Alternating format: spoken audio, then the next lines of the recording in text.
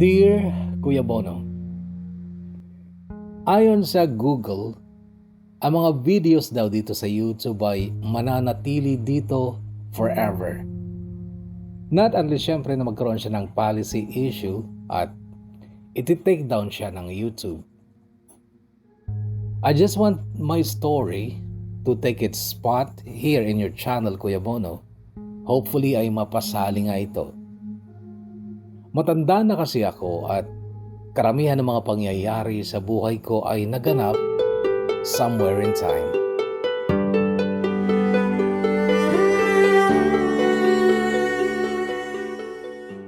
Tawagin mo nila ako sa aking palayaw na Ermo, mula ito sa aking pangalang Guillermo.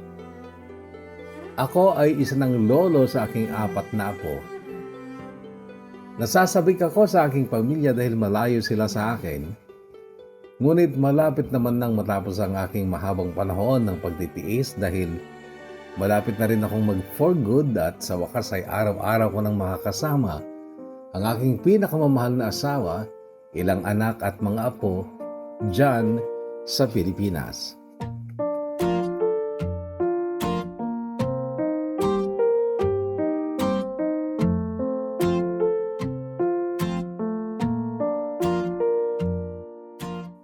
Apat kaming magkakapatid. Ako ang panganay at ako lang din ang nag-iisang lalaki. Namana ko mula sa aking ama ang karamihan ng aking mga katangian, lalo na ang ugali at pananaw sa buhay. Kuya Bono, alam mo bang iniwan ni tatay ang kanyang mayamang pamilya noon upang mapanindigan lamang si nanay? Iyon ay tunay at wagas na pag-ibig. Kanya lamang ay tinuligsa naman si Papa sa pagtalikod niya sa kanyang mga magulang dahil lamang sa kanyang nobya.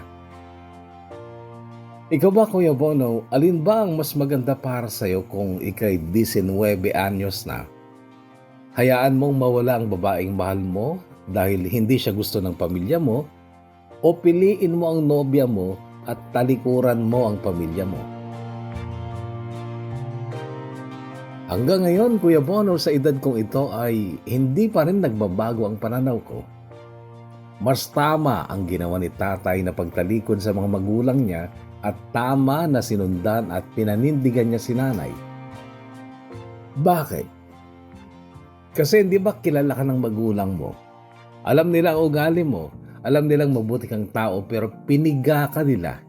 Tinorture ka mentally and emotionally dahil ang gusto nila ay iwanan mo ang babaeng mahal mo. Kung sinunod mo sila, paano naman yung nobya mo? Ano na lang ang sasabihin ng kanyang pamilya, mga kaibigan at makakilala nyo? Huhusgahan ka nila. Sasabihin nilang wala kang bayag at ikaw ay nakasilong lang sa ilalim ng saya ng nanay mo. Humanga ako sa ginawa ng aking ama. Tinalikuran niya ang karangyaan at kayamanan, mana, pera ng kanyang mga magulang. Sinundan niya si nanay sa kanilang probinsya sa La Union. Sila ay nagsalo sa mahirap na buhay pero at least maligaya dahil sila ay magkasama. O kahanga-hanga ang ginawa ni tatay, pero may pangit ding bahagi ng kanyang kwento. At ito ay ang kanilang mga anak. Kami na mga kapatid ko na namulat sa mahirap na buhay.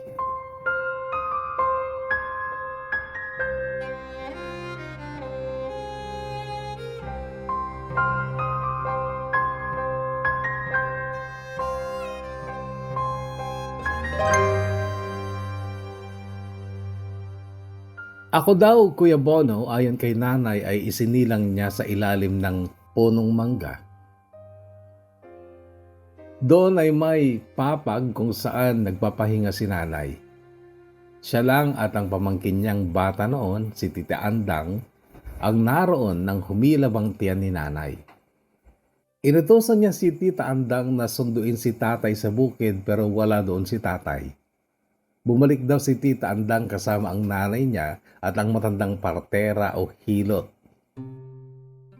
Hindi nila kayang buhatin si nanay upang ipasok sana sa loob ng bahay kaya't Doon na nag-labor at nanganak si nanay sa papag na nasa ilalim ng malaking puno ng mangga. Putik-putik daw si tatay noong dumating. Nagkaras pala sila ng isda sa isang sapa pero kinain ng aso ang karamihan ng mga nakuha niyang isda dahil noong ibalita sa kanya ni Lola Anita, nanay ni Tita Andang na nanganak na si nanay, patakbo daw itong sumugod at binitawan ng mga dala niyang isdang nakatuhog lang ng bamban. Tuwang-tuwa daw si tatay noon. Napaluha pa nung makita ako sa tabi ni nanay. Bakit ka umiiyak? Tanong daw ni nanay noon. Dahil ba hindi mo alam kung paano mo maibibigay ang pangangailangan ng anak mo? Umuwi ka na kasi sa inyo. Baka nagbago ng damdamin ng mami at daddy mo. Baka bigyan ka na ng pera. Pinunas daw noon ni tatay ang luha niya sabay lapit sa akin pero iniharang ni nanay ang kamay niya. Putik-putik ka, Emil. Maligo ka muna bago mo mahawakan ng bata. Ang sagot daw ni tatay noon ay, Oo, maliligo ako pero hindi pa rin ako uuwi sa magulang ko. Gagawan ko ng paraan para makaahon tayo.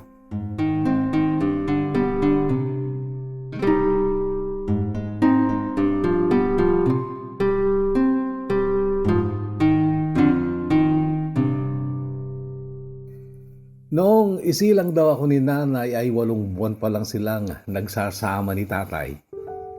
Hindi pa sila kasal noon dahil 19 lang silang pareho. Bumukod daw kaagad sila mula kina lola. Tumira sila sa bahay kubo ni lolo na nasa dulo ng barangay, malayo sa mga bahayan. Mula sa kalsada ay matatanaw mo ang malaking puno ng mangga at sa tabi nito ang bahay kung saan kami isinilang at lumaki, na dati nga noon ay kubo lang na nagsilbing tahanan ng bagong mag-asawang sina nanay at tatay. Wala silang kapitbahay. Napapalibutan sila ng malawak na taniman ng gulay. Mataas ang elevation ng aming barangay Kuya Bono kaya't wala kaming irigasyon. Gulay, mais, mani, melon, pinya at pakwan ang aming produkto doon. Hindi kami nakakapagtanim ng palay. Bakasyon noong 11 taong gulang na ako noong maghukay sila ng butas para gumawa ng poso sa likod ng aming bahay, katabi lang din ang malaking puno ng mangga. Napakalalim na noon yon. Kapag sisigaw ako ay may alingaw-ngaw sa loob pero wala pa ring tubig na bubukal. 2 linggo mahigit silang naghukay bago nagkaroon ng bukal na tubig. Mayroong balon sa di kalayuan, nasa bandang ibaba pero noong 9 years old ako ay naging marumi ang tubig noon at naglasang kalawang kaya't ginastusan ni na tatay ang pagpapagawa ng poso. Si Tatay Erning ay isa sa mga naghukay ng 2 linggo at nung birthday ni Tatay Erning ay dumating ang asawa at anak niyang sila Arnie. May dala silang pansit at biko na siyang pinagsaluhan namin sa ilalim ng mayabong na puno ng mangga sa likod ng bahay namin. Noon ko lang nakita sila Arnie at humanga ako kaagad sa simpleng kagandahan niya. Malambing siya sa nanay at tatay niya. Mayumi siyang kumilos at magsalita at napakagalang din niya sa pagsagot sa mga tanong ng nanay ko. Iyon ang unang pagkakataon, Kuya Bono, na humanga ako sa isang babae. Incoming grade 6 ako noon at nung sumapit ang pasukan ay naging napakasaya ko dahil kaklase ko sila Arnie. Transfer siya at bagong lipat lang pala sila sa barangay namin. Galing sila ng Camarines Norte pero ang tatay niya ay taga-roon lang din sa amin na matagal lang nawala dahil naglayas daw ito nung binata siya. Bumalik lang noong 11 years old na rin ang nag-iisang anak nilang sila Arnie. Nahihiya ako kay La Arnie noon pero siya ang lumapit sa akin dahil nga ako lang ang kakilala niya sa grade 6. Ang mga pinsan niya ay nasa grade 5 pa lang. Pero ang magtagal ay naging kaibigan na niya sina Alma at Nerissa na mga nakakaangat naming kaklase. Silang dalawa, sina Alma at Nerissa, ay namimili ng kaibigan at kalaro Pero nagustuhan nila sila Arnie dahil maganda raw ito. Noong magtagal pa Kuya Bono ay ako naman ang nahirapang lumapit kay La Arnie dahil kapag lalapit ako ay haharang ang dalawang sugit tapos hihilain nila palayo sila Arnie tsaka siya sasabihan ng huwag kang makikipag-usap sa mga poor. Baka masalinan ka ng mikrobyong meron sa katawan nila. Pero isang araw ng linggo ay may nakita akong nakapayong na dilaw at papunta ito sa amin. Wala pang ibang bahay sa lugar namin noon kaya tiyak na sa amin siya tutungo. Nung malapit na siya ay napagsino ko siya. Sila Arnie na noon ay dilaw din ang damit. Dali-dali akong nagtungo sa banyo namin noon at naghilamos. Tsaka patakbong pumasok ng bahay upang magpalit ng damit. Nakamasid lang sa akin noon si nanay at nung lumabas ako'y kausap niya na sila Arnie. Napangiti si nanay nung makita niyang nakabihis na ako. May lakad ba kayo? Tanong ni nanay. Wala po. Namasyal lang po ako dito kasi may sasabihin po ako kay Ermo. Ah, ganun ba? Kailangan ko bang umalis para magkaroon kayo ng privacy? Ay hindi po. Magsasorry lang po ako kay Ermo kasi sa tuwing lalapit po siya sa akin sa school, nilalayo ako ni na Alma sa kanya. Alma ba yung anak ni Kagawad Rosel? Oo, nay, siya nga. Sagot ko naman dahil hindi kilala nila Arnie ang kagawad na yon. Bakit ka naman nila nilalayo sa anak ko? Hindi ko pa sila maintindihan eh. Namimili pa sila ng kaibigan. At gusto ko lang sabihin sa'yo, Ermo, na hindi ako kagaya nila. Ako, kahit sino, pwede ko maging kaibigan. Lalo ka na kasi, liban sa mga pinsan ko, ikaw ang una kong nakilala dito. Nakangiti lang si nanay noon habang palipat-lipat ang tingin niya sa akin at kay La Arnie. Inutusan pa niya akong ihatid sila Arnie nung magpaalam na itong umuwi. Hinatid ko naman kaya marami pa kaming napagkwentuhan nila Arnie nung hapong yon. Pagbalik ko ng bahay, tinutokso ako ni nanay. Bagay daw kami nila Arnie. Sana daw, kagaya nila Arnie ang mapapangasawa ko pagdating ng araw. Naging magkaibigan din sina tatay ko at tatay Erning na tatay nila Arnie. Halos magkaedad lang kasi sila. Pareho silang mga bata pa nung magsipag-asawa. Ang nanay at tatay ko nga pala Kuya Bono ay nakasal lang noong grade 5 na ako dahil may nag-sponsor ng mass wedding sa bayan. 4 na kaming anak nila nung sila ay makasal. May mga litrato din sila ng kasal nila na magkatabi naming pinanood nila Arnie nung minsang pumasyal ulit siya sa bahay namin. Nai-exempted ako sa trabaho sa taniman ng gulay kapag nasa bahay sila Arnie kasi ang gusto ni nanay ay asikasuhin ko ang bisita ko. Noong araw nga na yon ay narinig ko kay La Arnie ang salitang, ano kayang pakiramdam ng kinakasal? Nakangiti siya nung pinagmamasdan niya ang litrato ni nanay at tatay at hilera pa ng mga kinakasal sa mass wedding na yon. Kasal yan ng mga walang pera, La Arnie. Sabad naman ni nanay noon na nagpapatulog ng aming bunso. Sana, kapag nagkatuluyan kayo ni Ermo pagdating ng araw, magiging maganda ang kasal nyo. Napatawa sila Arnie noon sabay takip sa bibig niya. Oh, bakit ka tumawa, La Arnie? Ayaw mo ba kay Ermo? Tanong ni Mama. Napatingin naman sa akin sila Arnie tsaka sinabing, gusto po pero mga bata po kami eh. Ako naman noon ang sumabad. Talaga La Arnie? Gusto mo rin ako? Tumango-tango siya. Noon ay talagang ramdam ko ang hindi maipaliwanag na saya. Ayan, gusto niyo palang isa't isa eh. Sabi ni nanay sabay hakbang palapit sa amin. Kaya ang gagawin nyo ngayon ay mag-aaral kayong mabuti. Magtatapos kayo ng pag-aaral upang makakuha kayo ng magandang trabaho. Mag-iipon kayo tsaka kayo magpapakasal. Ang tagal pa nun, Nay. Sabi ko, abay oo matagal pa.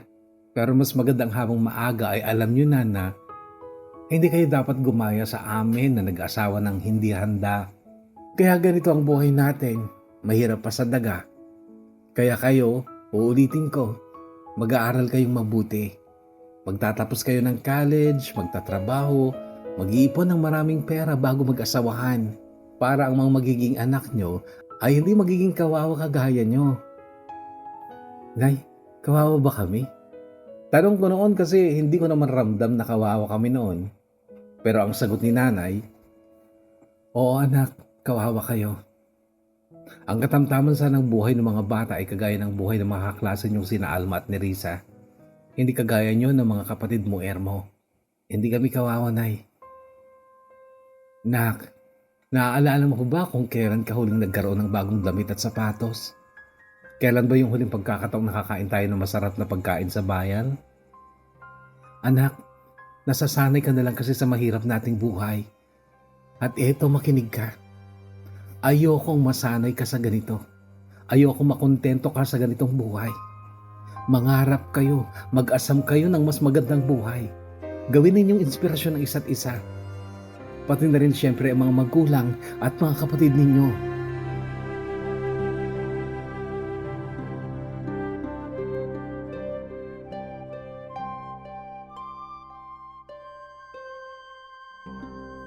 May isang araw noon, wala kaming teacher noon dahil sinamahan ng mga magagaling naming classmates sa pagsali sa kompetisyon sa bayan.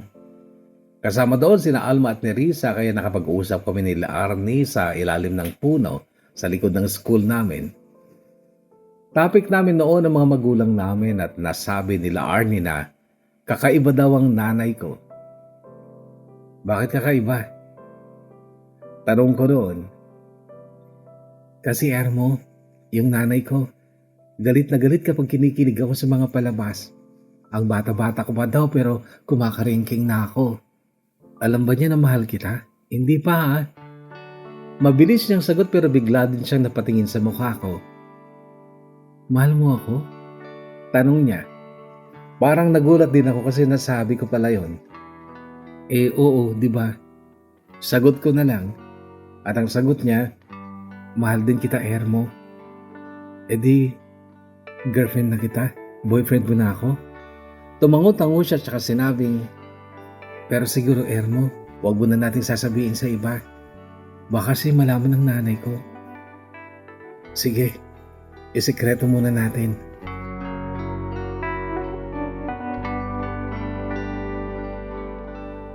Pero dumating ang isang araw noong bakasyon na, nag-aani kami noon ng talong at sili. Dumating sila Arnie pero dumiretso sa sagulayan namin. Nakabihis siya at nagtaka ako nung malapit na siya ay nakita ko ang mukha niya. Umiiyak siya. Anong nangyari sa'yo? Ba't ka umiiyak? Alalang tanong ko. Magpa-flight na kasi si tatay sa Saudi, Ermo. Oh, isasabay na raw kami papuntang Maynila. Tapos didiretso na raw kami ng uwi sa Camarines Norte. Kasi ayaw ni nanay dito. Hindi sila magkasundo ni Lola Tiriang eh. Nakadama ako ng matinding lungkot noon, Kuya Bono, dahil sa idea na magkakalayo na kami nila Arnie. Panay pa rin ang iyak niya sa harapan ko at ako naman ay walang masabi. Parang gusto ko na ring umiyak. Tapos bigla niya akong niyakap. Saglit lang tapos tumakbo na siya. Anong nangyari doon? Tanong ni nanay na nasa ilang dipa ang layo mula sa kinaroroonan ko. Uuwi na daw po sila sa Camarines. Ay, bakit bigla-bigla? Takang tanong ni nanay sabay lapit sa akin. Nagkausap na ba kayo, nak? Hindi po eh. Hindi ko pa alam kung anong sasabihin ko. Ay, Diyos ko eh. Habulin mo siya. Sabihin mo na maghihintayan kayo. Mag-aaral ka mo siyang mabuti at pagdating ng araw, magkikita ulit kayo. Sige na anak, habulin mo.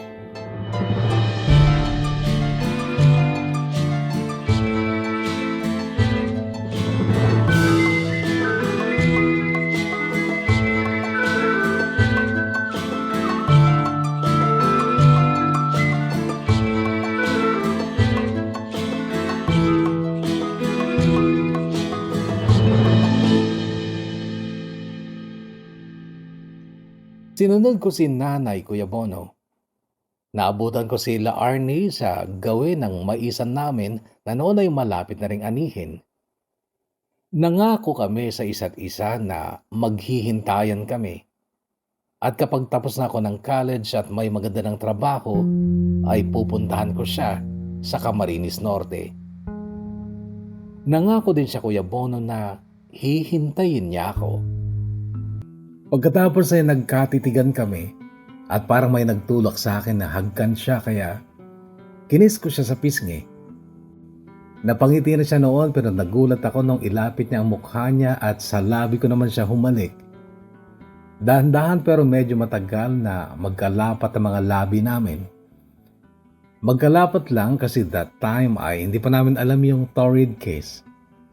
Basta ang alam ko lang, kay La Arnie ko nalasap ang tinatawag nilang tamis ng unang halik.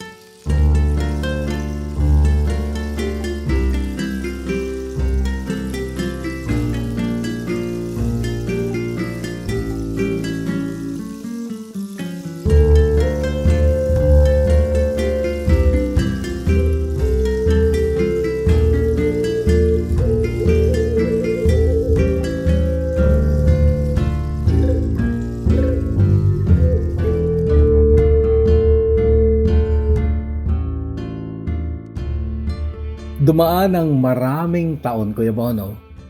Hindi nawala sila Arnie sa isip ko dahil nandyan lagi si nanay na nagpapaalala sa akin tungkol sa kanya. Naisipan ko nung high school na sulatan siya. Tinulungan pa nga ako ni nanay na gumawa ng sulat, pero nung nasa kalagitnaan na kami ng sulat ay natanong sa akin ni nanay, "Teka anak, alam mo ba ang address nila Arnie sa Camarines Norte?" "Ay, hindi po eh. Itanong na lang natin kay Lola Tiriang." "Nako, hindi pwede sa Lola Tiriang mo anak kasi galit na galit yun sa nanay nila Arnie. Sinusolo daw kasi ng nanay nila Arnie lahat ng padala ni Erning mula sa Saudi."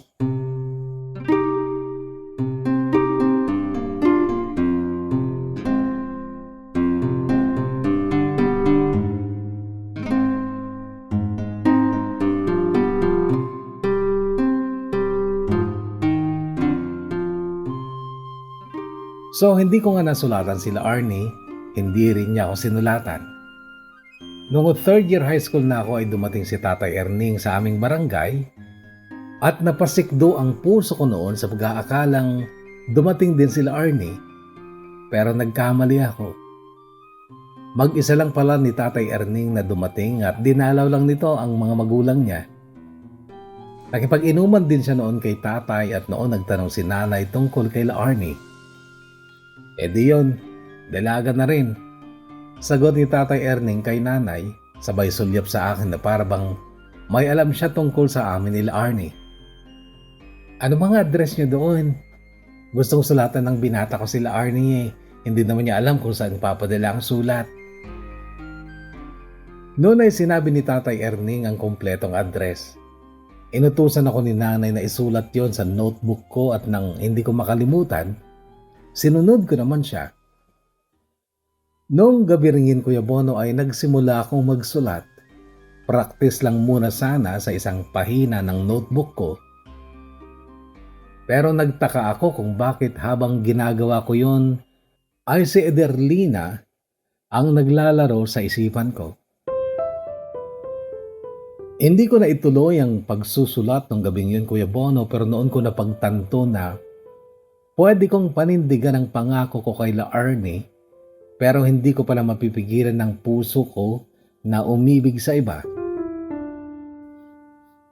Si Ederlina o Eder ay kaklase ko mula pa ng first year kami sa high school.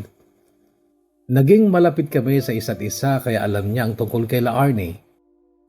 Kung sa itsura, mas lamang sila Arnie, ngunit sa ugali at talino, nakahihigit si Eder. Mas nakakaangat ang buhay ni na Eder kesa sa amin. Nasusukat ko noon yon sa mga baon-baon pa lang namin.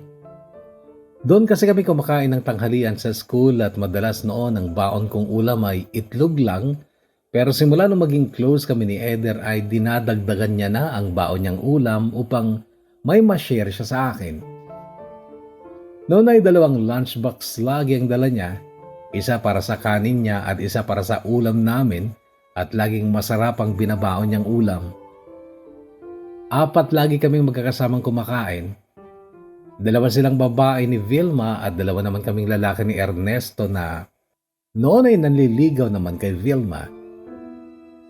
Tandang-tanda ko noong Valentine's Day noong third year kami sa high school dahil bago mag-lunch break noon ay tinawag ako ng advisor namin para tulungan daw ang aming principal na magbukas ng bagong deliver lang na ref para sa faculty room. Isinama ko noon si Ernesto.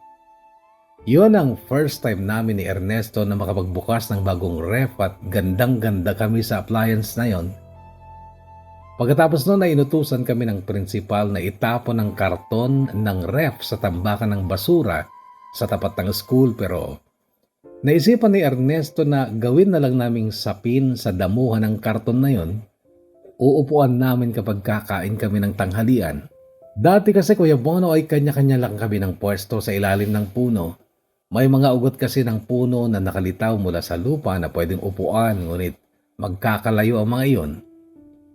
Pero dahil sa karton ng ref ay magkakaharap kaming sumalampak lang sa ibabaw ng karton na nakalatag sa damuhan. Kumakain na kami nung biglang magsalita si Vilma. Para lang dapat sa inyo ni Eder ito Ermo. Hindi ako nagsalita kasi hindi ko gets ang punto niya.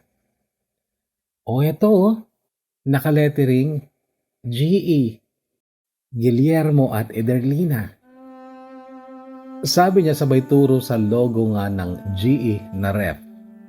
Kay ganda naman ang ngiti ni Eder noon pero hindi rin nagsalita.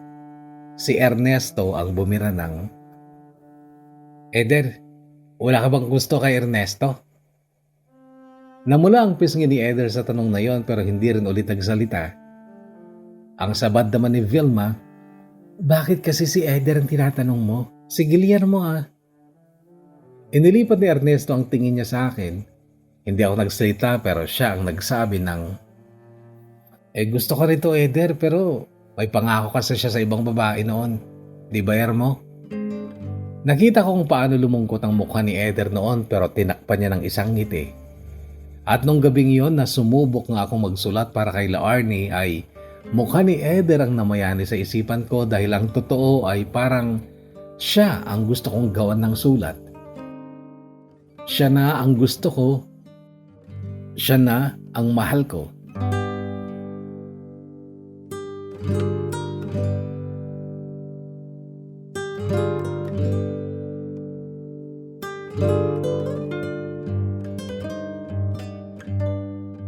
Naging mahirap tuloy ang mga sumunod pang buwan at taon dahil nagpakiramdaman lang kami ni Eder.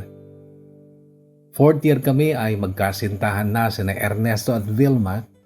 Maligaya na sila sa bawat araw ngunit kami ni Eder ay wala pa ring relasyon dahil sinikap kong manindigan sa pangako ko kay Laarni. Pangako yon ng isang tunay na lalaki.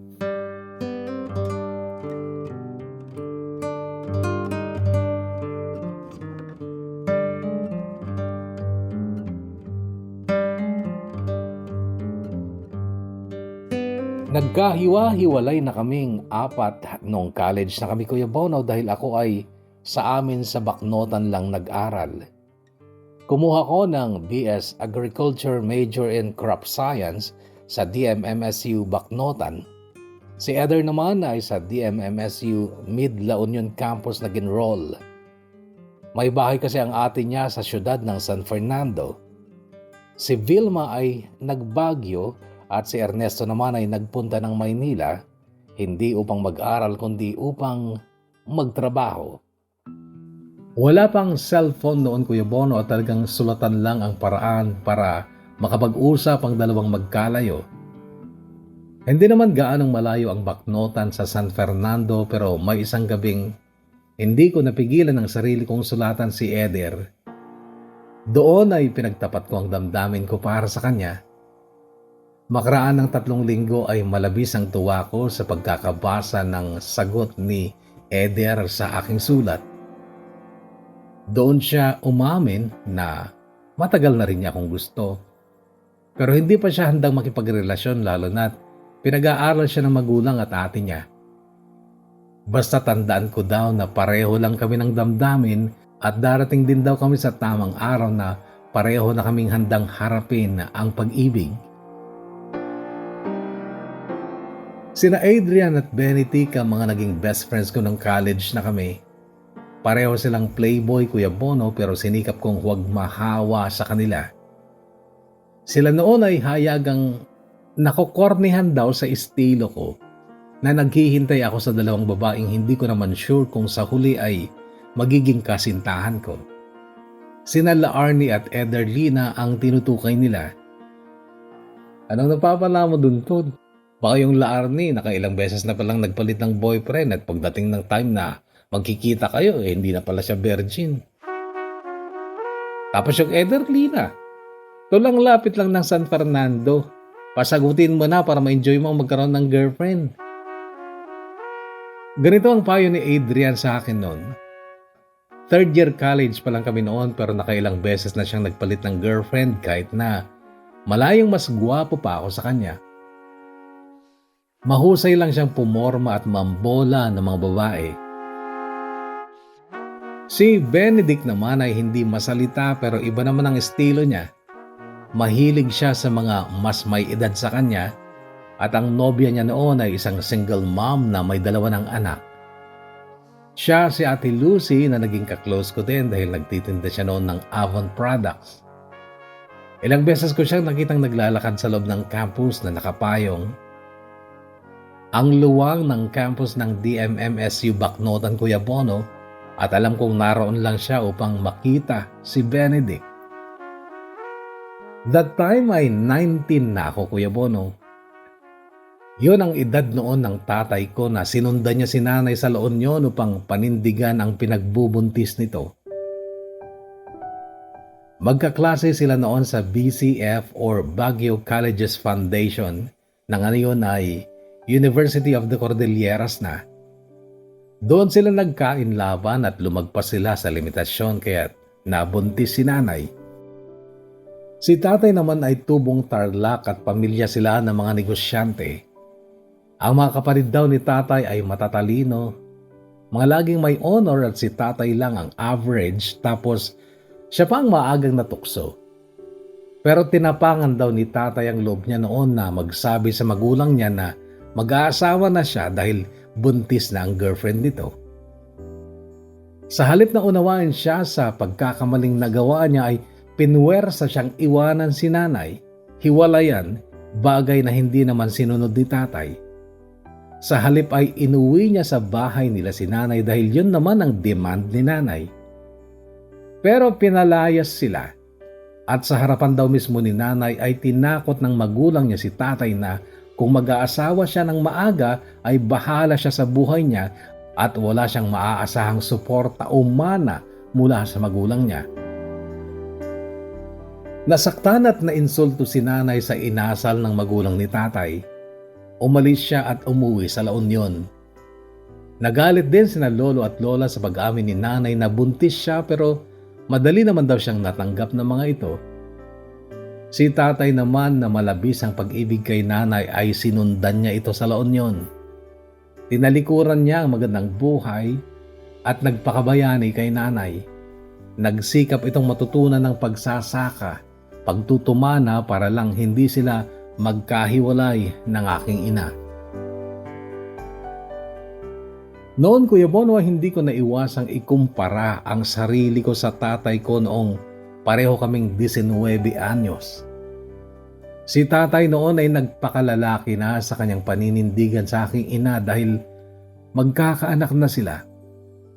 Samantalang ako at 19 noon ay wala pang nobya. Idagdag mo rin yung kantsaw lagi ng mga kaibigan ko sina Adrian at Benedict.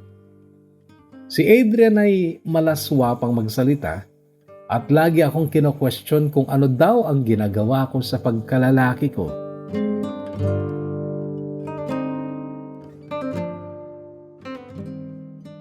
Noong 4th year na kami, Kuya Bono, ay sinabihan ako ng magulang ko na mag-boarding house na lang sa Baknotan para makapag-concentrate ako sa huling taon ko sa pag-aaral ng college.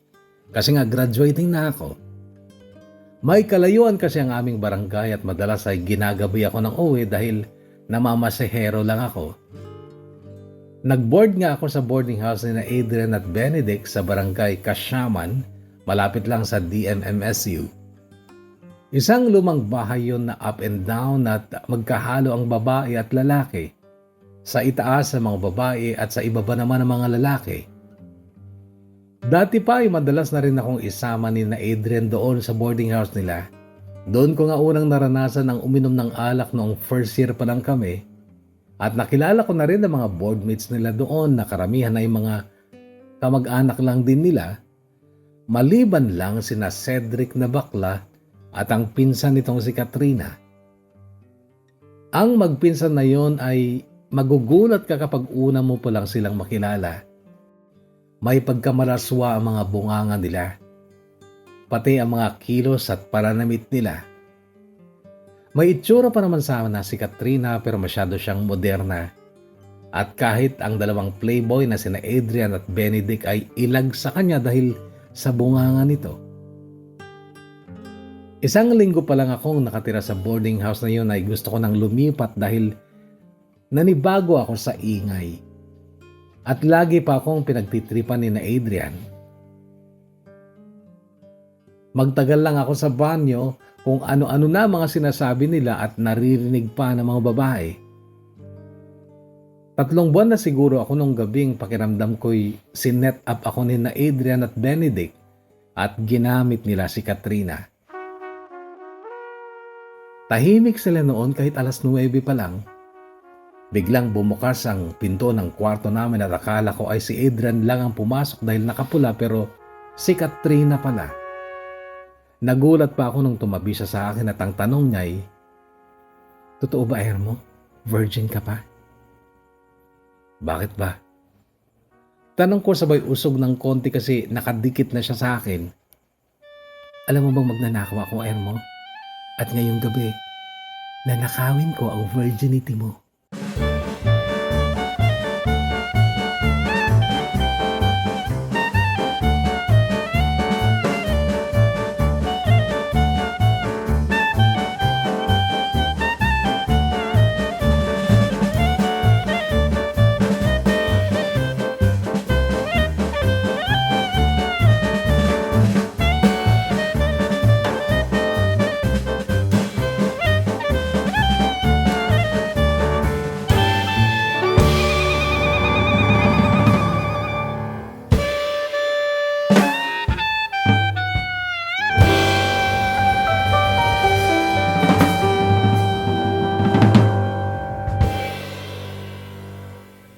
Nagsikap naman ako, Kuya Bono, na huwag patulan ng pang-aakit ni Katrina.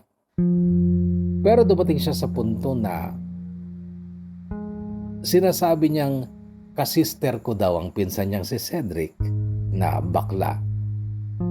That time ay wala na si Cedric sa boarding house namin dahil pinaghinto na siya ng pag-aaral ng magulang niya dahil ipinanlalalaki daw nito ang allowance niya.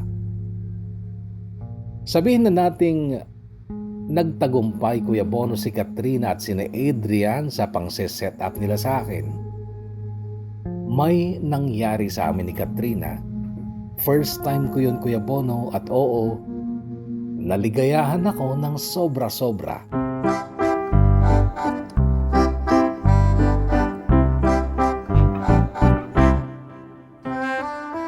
Ang ipinagtaka namin, mula nung mangyari sa amin yon at wala na si Cedric sa boarding house ay naging tahimik na si Katrina.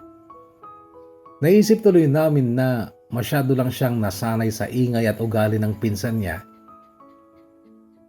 Madalas noon ay pinagmamasdan ko si Katrina habang pinagsasabay ang pagluluto ng pagkain niya at pagre-review niya. Minsan ay tinulungan ko pa siyang mapasindi ang digaas at dibombang kalan nila. Yung tinutusok-tusok yung burner dahil pangit ang apoy kapag barado. Noon ay nagkalapit ulit ang mga katawan namin dahil nasa tabi ko siya habang inaayos ko ang kalan niya at hindi ko naiwasan ang pag-iinit ng katawan ko. Sana hindi kayo malaswaan, Kuya Bono, pero mula noon Kapag nag-iinit ang katawan ko ay nagsasarili ako at si Katrina ang ini-imagine ko. Ilang linggo pa ang dumaan, Kuya Bono, nasa akin ang pagtanggap na iniibig ko na si Katrina at sina Arnie at Ederlina ay madalang ko na lang maalala. Hanggang sa dumating ang isang gabing mag-isang nagre-review si Katrina sa mahabang dining table sa kusina. Umupo din ako sa harapan niya. Hay, bati ko noong makaupo na ako. Sinulya pa niya ako. Katrina, may boyfriend ka ba? Oo, 2. 2? Alam ba nilang 2 sila? Hindi, pero tingin ko wala naman silang paki kasi may mga asawa naman sila. Ay, hindi. Yung isa pala hiwalay na sa asawa niya. Bakit mo tinatanong? At saka, bakit hindi ka nagre-review? Exam na bukas Katrina, mahal mo ba sila? Hindi. Sagot niyang hindi man lang tumingin sa akin. Tumingin lang siya nung bago niya sabihin ng piniperahan ko lang sila, Ermo, kasi gusto kong matapos ng pag-aaral ko. Uli lang labos na kami ng kapatid ko. At hindi ako papayag na maging kawawa ang buhay namin kaya nanggagamit ako. Belyas ang tawag nila sa akin, Ermo. Ngayon, mag-review ka na. Napahugot pa ako ng malalim na buntong hininga noon pero sa halip na buklatin ko ang notebook ko ay pinagmasdan ko pa rin si Katrina. Nakita kong binaba niya ang ballpen niya at tinanggal ang salamin niya sa mata tsaka tumitig sa akin at sinabing, sige, sumunod ka sa banyo. Gusto ko pa sanang sabihin noon na hindi ako lumapit sa kanya para landiin siya pero nauna na siya sa banyo kaya sumunod na lang din ako.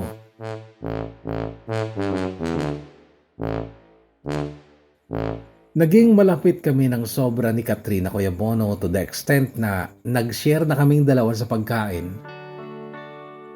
Dati kasi sa bayan kami kumakain ni Adrian. May motor kasi si Adrian kaya't almusal, tanghalian, hapunan ay sa mga karinderya kami kumakain while ang mga babae sa boarding house ay nagluluto ng mga pagkain nila. Mula nung wala na si Cedric sa boarding house ay mag-isa na lang ni Katrina. Hanggang sa sinabi niya kung gusto ko daw ay mag-share na lang kami sa pagkain para makatipid ako at hindi ako magkakasakit dahil baka daw marumi ang pagkain sa mga karinderyang kinakainan namin ni Adrian. Pumayag ako, Kuya Bono, at malaki nga ang natipid ko kasi mahilig din siya sa gulay at marami kaming gulay sa amin. Nagdadala na lang ako ng bigas at gulay at siya ang nagluluto. Namamangha ako noon dahil magkalasa ang luto nila ng nanay ko, kaya parang nasa bahay lang din ako. Tuwing Biyernes ng madaling araw, Kuya Bono, ay nilalabhan ko lahat ng marumi ko upang Biyernes ng hapon na uuwi ako sa amin ay wala akong dalang marumi na lalabhan pa ng nanay ko o ng mga kapatid kong babae. Nagtigil sa pag-aaral ang 2 kapatid ko noon dahil tinuon ni nanay ang lahat ng gastos sa pag-aaral ko. Umiyak ang mga kapatid ko noon. Nagdamdam sila pero wala silang nagawa kundi maghinto. Si Myra na panganay na babae ay namasukang sales lady sa grocery store sa bayan. Naawa ako sa mga kapatid ko, Kuya Bono, dahil masipag sila mag-aral pero talagang hindi daw kaya ni natatay na sabay-sabay kaming magsisipag-aral. Nangako na lang ako sa kanila na kapag nakatapos ako at nakapagtrabaho ay tutulungan ko sila makapagpatuloy ng kanilang pag-aaral.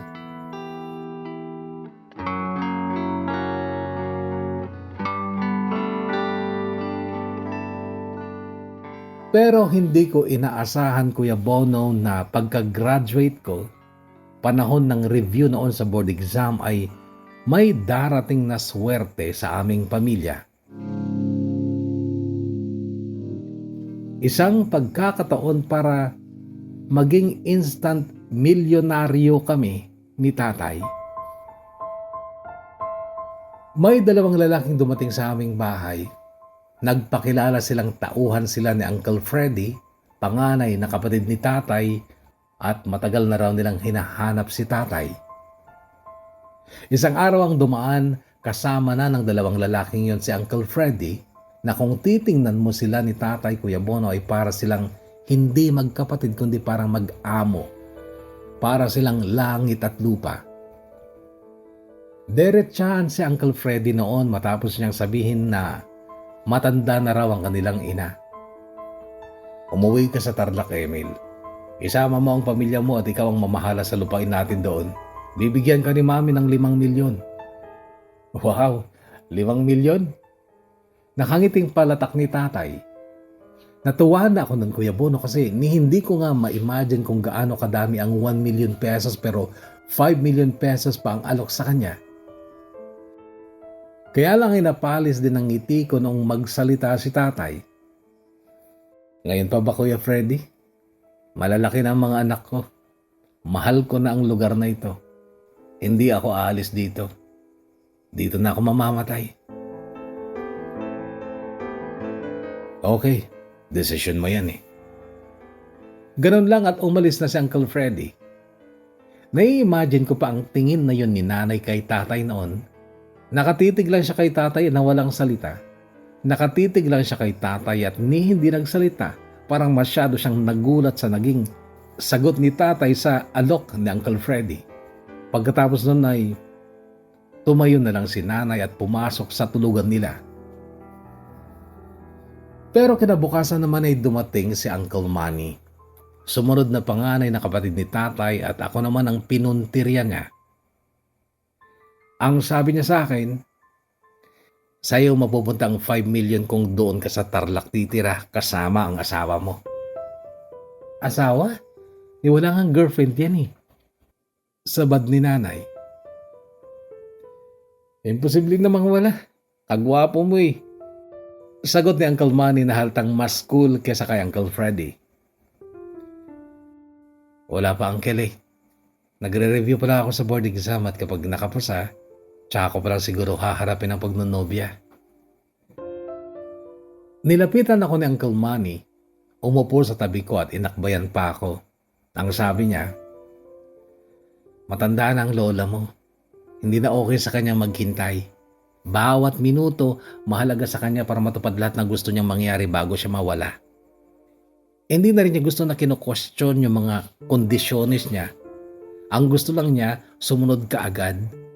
Kaya pamangkin, kung gusto mo ng 5 milyon at magkaroon din ng pangalan sa listahan ng mga may karapatan sa kumpanya, sumunod ka na lang, pamangkin. Kung problema mo ang mapapangasawa, kahit mamaya lang din babalik akong may dalang babaeng pakakasalan ka. Noon palang sumabad si Tatay Kuya Bono. Kuya Manny, mas may respeto ako sa iyo kaysa sa panganay natin pero hindi ko gusto yung ginagawa niyong panggugulo sa pamilya ko. Iniwan ko nga kayo, di ba? Dahil hindi ko gusto ang kalakaran niyo na dinadaan niyo lahat ng bagay sa kapangyarihan ng pera.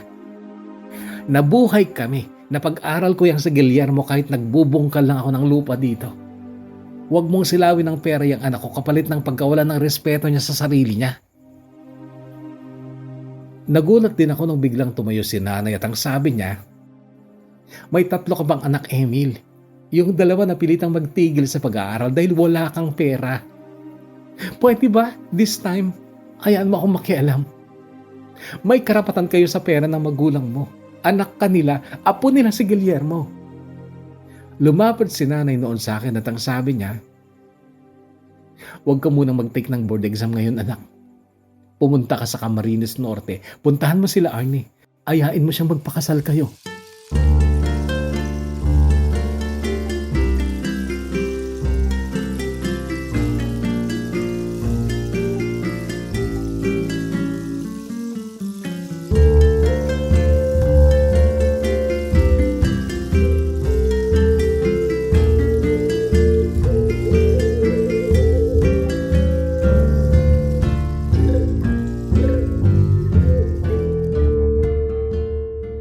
Binigyan ako ni Uncle Manny ng 10,000 pesos noon, Kuya Bono, kaya ako napuntahan sila Arnie sa Camarines Norte. Pero hindi niya na ako mahal. May boyfriend na siya, si Samuel na isang anak magsasaka ding kagaya ko pero gwapo, sunog din ang balat sa pagtatrabaho sa bukid. Palagi itong nakangiti at maayos makitungo, magalang at mahal na mahal niya sila Arnie. Mahal na mahal niya sila Arnie kahit natutol ang nanay nila Arnie sa relasyon nila dahil ang gusto ng nanay nila Arnie ay tapos din sa kolehiyo ang mapapangasawa ng anak niya. Sila Arnie ay kagagraduate lang din noon ng BS in Elementary Education at naghahanda na rin para sa PBET o Philippine Board Exam for Teachers. Yun pa ang tawag noon, hindi palet. Umuwi akong Bigo, Kuya Bono, pero sumunod kong pinuntahan si Ederlina sa Maynila dahil doon ay napasok na siya sa isang bangko. Ayaw din niyang mag-asawa kaagad dahil kasisimula pa lang daw ng karir niya. Hindi rin daw siya yung tipong sasagpangin ng milyong piso kapalit ng pag-aasawang bigla-bigla. Napahiya pa ako kay Eder noon pero gusto niyang maging mag-boyfriend-girlfriends muna kami. LDR nga lang dahil nasa Maynila siya at ako noon ay nasa La Union. Yun, Kuya Bono, ay hindi ko ginagawa para lang sa akin kundi para din kay nanay at sa mga kapatid ko. Sabihin man kasi natin na makapasa ako ng board exam, ang tanong, magkakatrabaho ba kaagad ako? Tama rin si nanay sa opinyon niya na kailangan naming ma-reconnect sa angkan ni tatay kahit ayaw niya. Ang sabi niya ay kamamatayan daw ni tatay ang pride niya pero wala siyang napala. Kaya huwag ko raw pansinin si tatay, siya daw ang pakinggan ko. Pinuntahan ko si Katrina sa boarding house namin noon. Nadatnan ko siyang naglalaba pero nung makita niya ako'y bigla niya akong niyakap at hinagkan sa mga labi ko at hinila ako sa kwarto nila. Kay Katrina, Kuya Bono, walang naging problema. Kaagad siyang pumayag at kinabukasan din ay nagbiyahe kami papuntang Tarlac para humarap kay Lola at mga tito at tita ko doon. Para kaming nag-apply ng trabaho na hinanapan pa kami ng dokumento, ID, mga papeles. Kasalo namin sila sa tanghalian noon. Noon lang talaga namin naranasan ni Katrina yung ganong klaseng tanghalian. Yung komedor nila, mas malawak pa sa buong bahay namin. Napakahaba ng mesa, 8 upuan sa bawat side kaya total ay 18 na upuan. Ang daming pagkain na isi-serve ng katulong kung malayo sa iyo ang putahe na gusto mo. Bumalik kayo after 2 weeks at sikapin mo, Guillermo, na maisama mo dito, isa man sa magulang mo. Kung ayaw ng daddy mo, mami mo ang isama mo. Ito ang bilin sa akin ni Lola bago kami umalis noon ni Katrina. Kasama ko din si Katrina na umuwi ng bahay noon at natawa si nanay nung tawagin ko siyang mami while si tatay ay iiling-iling lang. Sinabi ko kay nanay na siya ang kasama naming babalik ng Tarlac makaraan ng 2 linggo. Pero yun, Kuya Bono, ay hindi naman nangyari. Hindi kami nakabalik dahil pinaimbestigahan pala nila si Katrina. Nalaman nila ang pagkatao ni Katrina, ni-reject nila ito. Tumingin daw ako ng ibang babaeng mas matino, hindi yung ginagamit ang katawan para lang magkapera. Galit na galit pa daw sa akin si Lola dahil bakit ganong babae daw ang iniharap ko sa kanya. Makaraan ng 2 araw, Kuya Bono, ay bumalik ang 2 tauhan ni Uncle Freddy. Noon, muling naggit-ngit si tatay at napamura siya sa harapan ng tauhan ni Uncle Freddy. Ang sabi ni tatay, kayong 2, sabihin niyo sa kanila, mga putang ina nila. Ginawa na nila sa akin to noon, ngayon naman sa anak ko. Sabihin niyo sa kanila, lamunin nila ang pera nila. At huwag na kayong babalik dito. Namumuhay kami ng tahimik dito. Kahit naghihirap kami, wala kaming sinasaktan o iniinsultong tao. Ngayon, lumayas kayo at huwag na kayong babalik dito.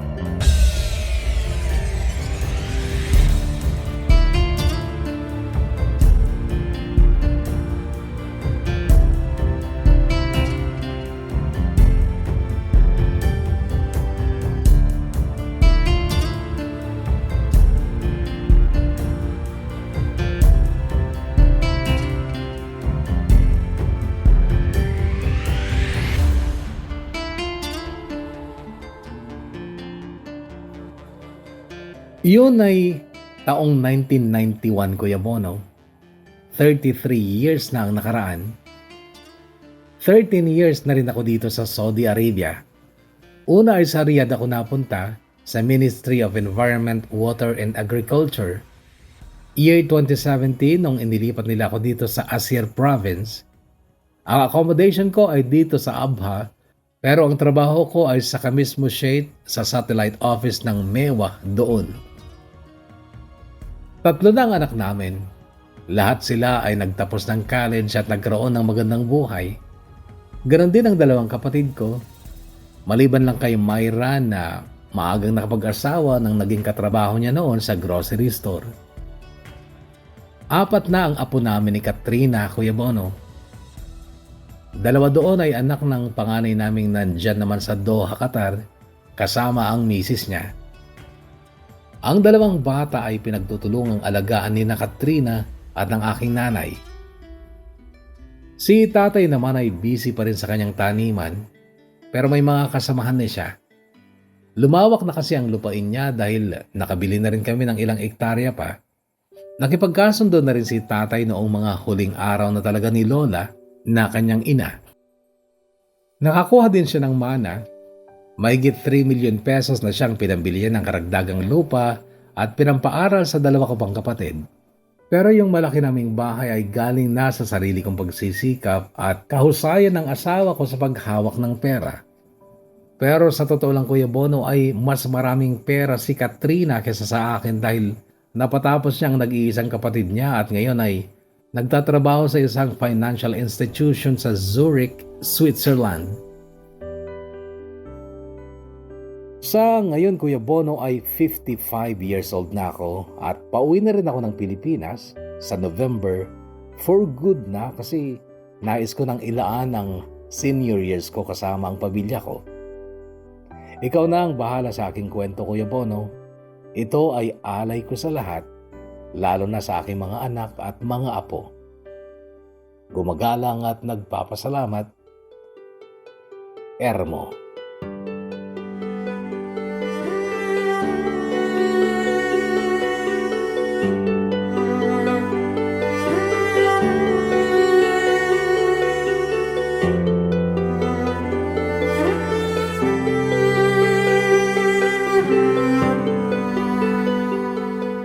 Boss Ermo, una sa lahat, maraming salamat sa pagbabahagi mo ng iyong napakagandang kwento dito sa ating programa.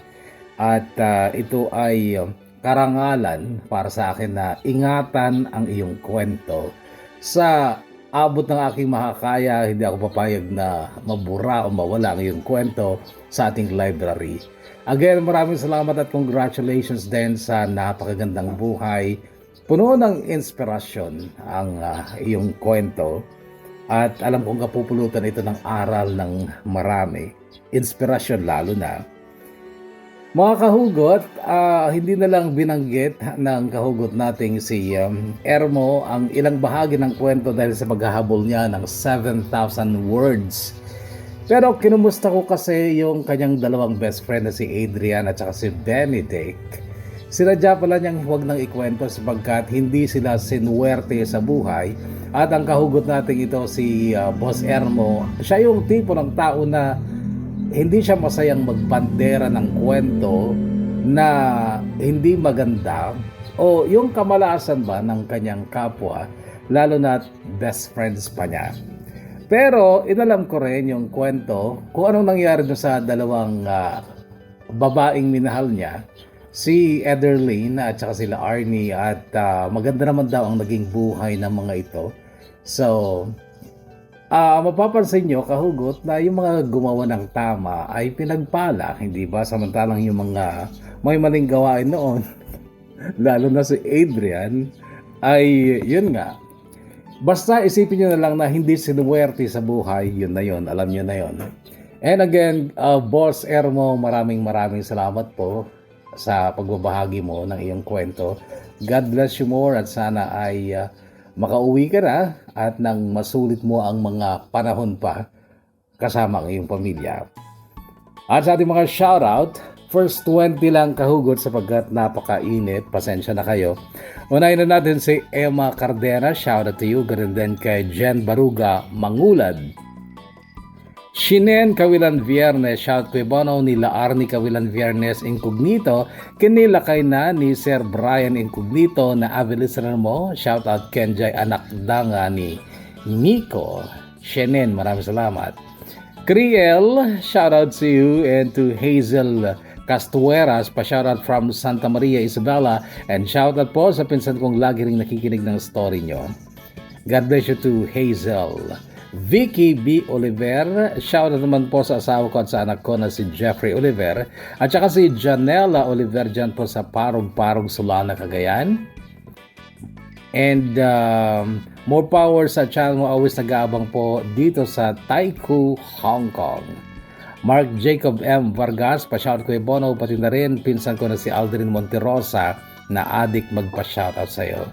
Maraming salamat Mark Jacob. Adelaida Dazo Remo, shout out to you from Taipu, Hong Kong. Rina May Sagon Pimentel, magandang araw kayo Bono. I will listen here in Macau. Pa-shout out po sa family ko sa Bagabag, Nueva Vizcaya, Sagon family at Mercado family. Pasama na rin po sa family ng asawa ko sa Alicia Isabela, ang Estilong and Pimentel families. Salamat Rina May. Erna Linda Evangelista, shoutout to you. Ganun din kay Moises de la Cruz. Pa-shoutout ko Bono kay Ma'am Ella Reyes Corcuera, sa mga kuya ko dito sa South Korea, Kuya Jerry at Kuya Ronnie. Phrase Q Bonilla, shoutout to you. John Ray Pilpiling. Pa-shoutout Kuya nandito naman ako, okay. Maraming salamat John Ray Pilpiling, shoutout to you at sa mga kaibigan mo. Julie Garcia Garasi, Kuya Bono, pa-shout po ako. Always back from Ilocos Norte. Pero OFW po ako dito sa Singapore. Thank you, Julie Garcia Garasi. Ella Reyes Corcuera, shout out Kuya kay Ella C. Badang from Thailand at sa friend kong pinakamayaman, Moises de la Cruz. Sana makapag-sponsor siya sa akin ng darating na Brigada Eskwela. Ayan na, may parinig na yan ha. Moises de la Cruz. And Naila Mer, Kuya Bono, good morning. Shoutout sa lahat ng listener mo sa iyong YouTube channel, sa lahat ng mga taga Cagayan Valley, lalo na yung mga taga Simbaluca, Santa Teresita, Gonzaga, Bugay at Santa Ana. Uminom ng maraming baso ng tubig dahil ang init ng panahon. Mag-iingat po tayong lahat. God bless you Kuya and stay healthy. Thank you Naila Mer. Zel Silverio, pa-shout ko Bono sa Pogi daw ng Pok Fulham, Hong Kong. Chris, love you. Carol Tungpalan Batugal, blessed day Kuya Bono and to all kahugot na lagi nag-aabang ng upload na kagaya ko. Pa-shoutout Avalis na report sa Singapore na na-homesick na makauawid din nakmanin. Baitin na lang merong mga mapapakinggan na makayaw awan iliw ta Pibas Kuya Bono. Ayun, thanks a lot Carol. Merlin by Sagagan, pa-shout Kuya Bono. I will listen here in Jordan, Nagyaman. Razel Lapid, shout out to you. Vic Ivic, hi, pa-shout out po Kuya Bono sa ating mga magigiting na seaman, lalo na po kay Captain Anthony Guevara ng Marino Thoughts Coats. Salamat po. Mary Kinom nga Pinartok, pa-shout Kuya Bono habang nakikipila sa payout ng Tupad from Malig, Isabela. Sana all. Rosel Picog, shout out manin Manong Bono. Agal alwad ka nga kanayon abangan mo dito Masyoshuay.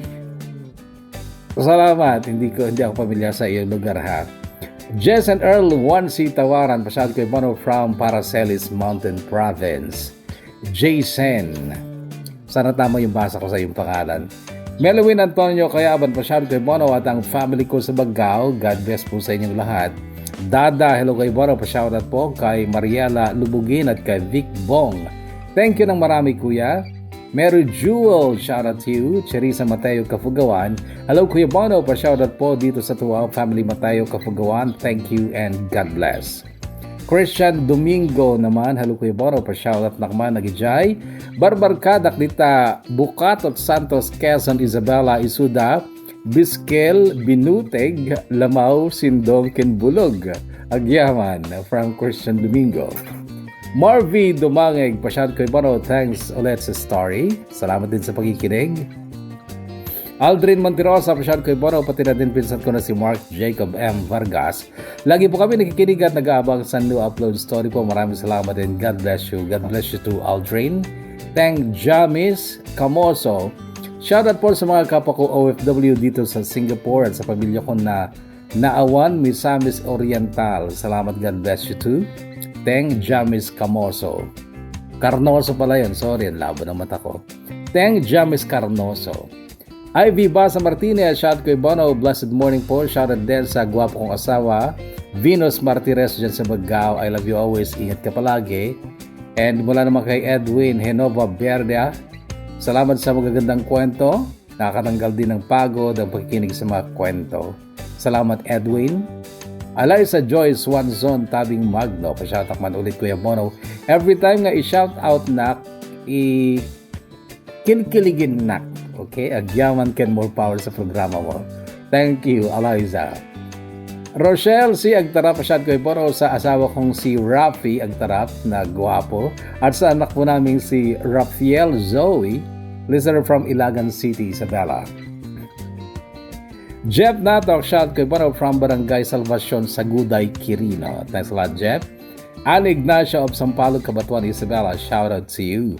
Mylene, hello Kuya Bono, pa-shoutout here in Repulse Bay, Hong Kong. At sa asawa ko dyan sa Amulong, Cagayan na si Patrick Batuelo. Anak namin na si Jean Rickers. Kuya Bono, itatawa ko lang po, hindi po ako yung si Judy anang picture na nagpadala ng love story sa'yo. Big commenters pa lang po ako since nasa YouTube ka na pati din. Dati na kitang pinapakinggan ng DJ ka pa sa radyo. Akala ko lang ikaw. Okay, thank you. Jovan Garcia Rarama, shout out from Taiwan. Daisy, shout out to you. Angela, shout out kay Bono, always the bangers here in KSA. Kirod M. Judilyn, shout out po sa lahat ng nakikinig ng DKB, lalong-lalo na sa aking hobby to be na si Raymond Servilla. Wow!